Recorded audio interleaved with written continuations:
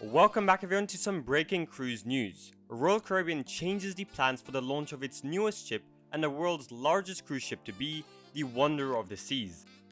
The world cruising comeback continues with over 50% of ships back in service, and Carnival Cruise Line is again changing its COVID testing plans.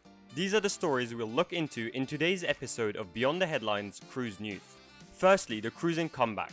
For the second month straight, more than 50% of the global cruise ship fleet is back in service. By September, it is expected that over 200 cruise ships from 61 cruise lines will once again sail the globe, indicating a stronger than expected cruising comeback. Next, Carnival's testing options.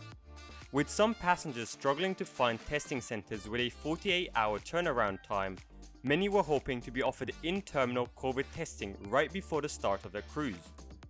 In its latest press release, however, the company is now backtracking from offering PSI testing.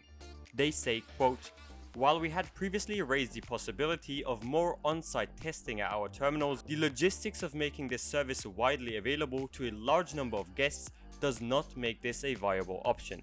Currently, vaccinated passengers need to provide a PCR or an antigen test within 2 days before departure, while unvaccinated passengers must take a PCR test. The CDC has, however, added an at-home COVID antigen test to its offerings, allowing passengers to order from and take the test in the convenience of their home. Hopefully, this provides more flexibility to passengers while cruise lines try to figure out pier-side testing options. Lastly, we have some Royal Caribbean news. With the extremely quick recovery in the American and European cruising markets, Royal Caribbean is making a huge change to its fleet deployment plans.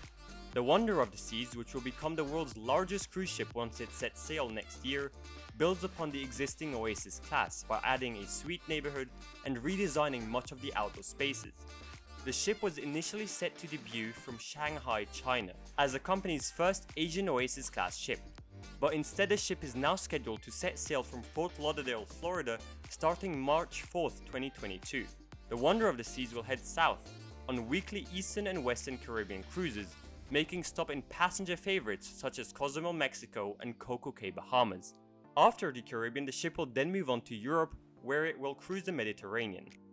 This is definitely a welcome change by American and European cruises, which will now have the option to enjoy Royal Caribbean's newest innovations. This is it for today's Beyond the Headlines. If you haven't yet, please consider subscribing for more cruising news and weekly cruising content. Thank you so much for watching, and see you next time.